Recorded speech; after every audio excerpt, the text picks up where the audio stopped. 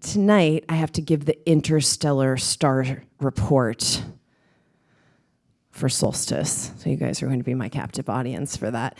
And just a couple of things, because it's a very cosmic time right now, and the window of solstice is a very powerful time to make some quantum leaps. We talk about it all the time. If you align your life with the equinoxes and the solstices, your life will start to take on a different kind of flow. So Yogi Bhajan said, you are not here to be shaken by time, you are here to shake the time. And when you align yourself with these kind of flow of cosmic energies in a way that's not just the work-slave society kind of way, because all of that's very backwards, as I always say on Monday. Monday is a moon day. It's actually meant to be, Sunday and Monday are meant to be a certain, Sunday is to rejuvenate. It's the sun. It's a replenishment day, Sabbath day. And then Monday, the moon day, is a day where you kind of let the body heal, let the mind heal. So it's all backwards, basically. So, of course, the work-slave society kind of matrix as you go back to work on Monday, and that's why everybody feels... I remember on Sunday nights as a kid, having to go to like really weird public school. I mean, I was just like, I had to fight to not have like such blues on Sunday night that I had to go back there. Which is why we have to change the educational system. But so, the whole thing's backwards. So if we align ourselves with the actual cycles of energy, and I'm not saying, this is not coming from like the millennial, like I need to go to the south of France to get some perspective. I need off on the moon day because I need to rejuvenate. I know I'm going to hear it from one of these people. I'm going to be like, why did I ever say that? Julian and I are always like, we're so old, always just like, what?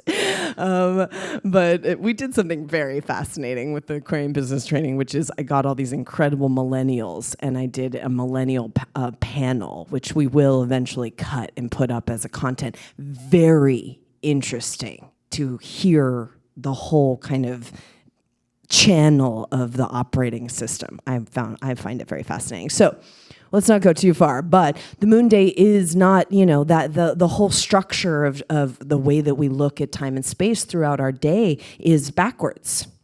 So if you start to align yourself with the lunar cycles and with the solar cycles, which are these solstices and equinoxes, then you just naturally, the kind of time code starts to rhythm in you. Yogi Bhajan call it rhythmic intelligence. So we have a kind of window to really get rhythmic in the next week, and we're in a heightened time right now, which is also just to make sure that the FBI is watching me, which is also why they do these acts of violence and all this kind of stuff. Always in windows of very powerful time are these kinds of things happen.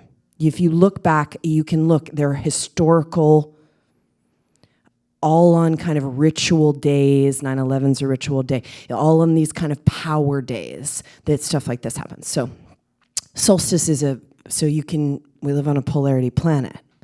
Can do, both the negative and the positive. You can use it in either way. That's why for thousands of years, these esoterics and these secret teachings have been used, running all the way through the Knights of the Templar and the, into the Freemasons and what we now, kind of all that bloodline, as they say, runs through. Those are all esoteric teachings. The lunar, the solar, the power days, all the royal children born on full moons, et cetera, et cetera, et cetera. We have Google, you can look it up. But so, this stuff has been used, and you can use it for the negative and you can use it for the positive. So we're in the window now, and I'd like us to use it for the positive because 99% of the people on the planet want good. We're not buying it.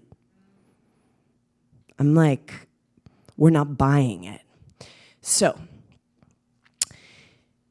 we have this grand cross happening, and in the kind of Aquarian astrological phenomenon, this is a real opportunity to kind of get to the core of things. And it's a crossroads, we could say. So the players at hand are kind of Saturn, Neptune. Tonight we're going to work a lot with Neptune. This is a really wild meditation tonight. You actually teach yourself how to die. Cool, right? I mean, I think it's cool, but I'm a weirdo. Because this is the whole thing. If you know how to die when you die, then it's really beneficial. You know what I mean? Deep thoughts. But it's very beneficial, not just to you, but your whole lineage. Very beneficial for you to understand how to go out the crown and, transverse through these kind of ethers and the whole thing. So we're going to use the Neptune energy because the Neptune energy can be very foggy and be very confusing, or it can give you a great amount of visionary power.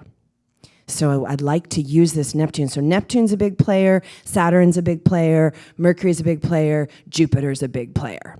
So we have this kind of, so we get this much cosmic action, and then right in the middle, we get a full moon on the solstice. Like, let's use this to do something. It's very powerful. So I'd like to do anything I can tonight, because I rush through the craziest, I decided I'm just going to move and go to Santa Fe. And just the way I roll. So we had a lot to do before we, get the ship off the dock tomorrow morning.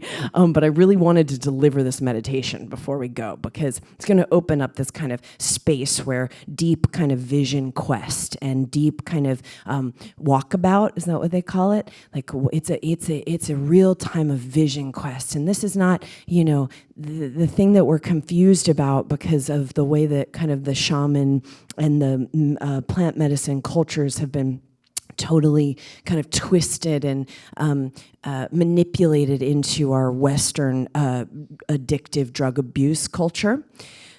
So we don't even understand any of that. But one of the messages that I've been giving, all these years is that you can totally have a vision quest and a complete ceremony of, massive proportions through your own kind of meditative self-knowledge practices. And so that's what we'll do tonight. This is a great example of that. You literally, he takes you, so you're coming out the crown, and then he starts to take you where you have to steer your boat out your own crown chakra so that you don't hit the sides of the bank. It's pretty wild. So, truth is stranger than fiction. Does anybody need to, get in some, altered state to see how strange it all is? It's bizarre. And even I just had someone come to me and talk to me, they're prototyping augmented reality. I'm very interested in virtual reality because, before, we're talking in a year, robots are going to be behind, the thing. Artificial intelligence is among us. Alien intelligence is among us. Virtual reality is going to totally change our whole species. It already, my friend Janet Kruder, she's a photographer, and I told you guys about this earlier this week. She's doing these pictures of people in their underwear, kind of hunched over, and she's calling it documenting the change of our species. It's very interesting. Our closest relationship. So, and this guy was talking to me about augmented reality, which we're interested in because my vision is this. We'll use this for Rama TV. It'll be like a Yoda hologram of me will show up. We're going to do this. But he was talking about augmented reality, which is not quite virtual reality. You wear, the thing, and then you move. He says your whole screen of your phone will come up into this space. So you're moving things off your desktop and bringing up apps and touching, but it'll be all in the air in front of you. So your body is going to become computerized. This is happening. We're not talking about even 5 years. So everything's changing very quickly. And because of that, we need tools. We need lots of tools. And I believe Yogi Bhajan was one of the greatest futurists ever. This is something I've been saying more and more. I think that, as he said over and over again, these tools are completely for the future. So we're at a crossroads, and everybody can feel it. And people are freaking out. I was in Free People, deeply going into samadhi with my guru, Amex. And there was a woman in there, and she was going totally nuts in Free People. And those poor little Brentwood girls, they were just, it was, I was just watching the whole thing go down. I was like, and Yogi Bhajan said 30% of the earth, the people are going to go crazy under the pressure of this age. I think he was being generous. I think it's much closer to 40% and mere 50%. It's intense. So the pressure's on. We have this total cosmic crossroads right now.